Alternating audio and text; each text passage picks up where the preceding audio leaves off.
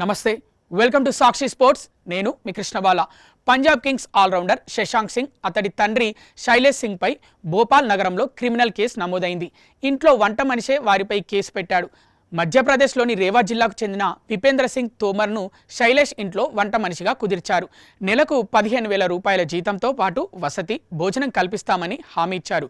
Retired IPS అధికారి అయిన శైలేష్ తన పరిచయాలతో ప్రభుత్వ ఉద్యోగం కూడా ఇప్పిస్తానని మాట ఇచ్చినట్లు తెలుస్తోంది.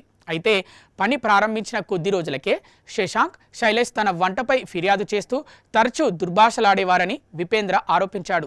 దీంతో పని మానేసి స్వగ్రామానికి వెళ్లాలని నిర్ణయించుకున్నట్లు తెలిపాడు. ఆ సమయంలో శశాంక్, అతడి తండ్రి తనపై దాడి చేశారని, ఇంట్లోనే బంధించి బలవంతంగా పని చేయించారని విపేంద్ర పోలీసులకు ఫిర్యాదు చేశాడు. ఈ ఘటనలో శైలేష్ డ్రైవర్ కూడా పాల్గొన్నట్లు ఆరోపించాడు.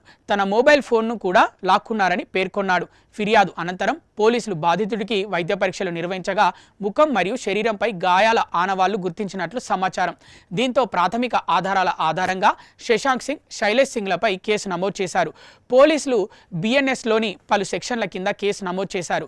అసభ్య ప్రవర్తన, దుర్భాషలాడడం, ఉద్దేశపూర్వకంగా దాడి చేయడం, ఒకే ఉద్దేశంతో పలువురు కలిసి నేరానికి పాల్పడడం వంటి ఆరోపణలను నమోదు చేసినట్లు తెలుస్తోంది. ఇక క్రికెట్ పరంగా చూస్తే శశాంక్ సింగ్కు 2026 ఐపీఎల్ సీజన్ నిరాశాజనకంగా సాగింది. 9 ఇన్నింగ్స్ల్లో అతడు కేవలం 132 పరుగులు మాత్రమే చేయడంతో పాటు ఫీల్డింగ్లో ఘోరంగా విఫలమయ్యాడు. ఈ పరిస్థితుల్లోనే ఇప్పుడు క్రిమినల్ కేసు నమోదవడం అతని ఐపీఎల్ భవిష్యత్తుపై అనిశ్చితిని పెంచింది.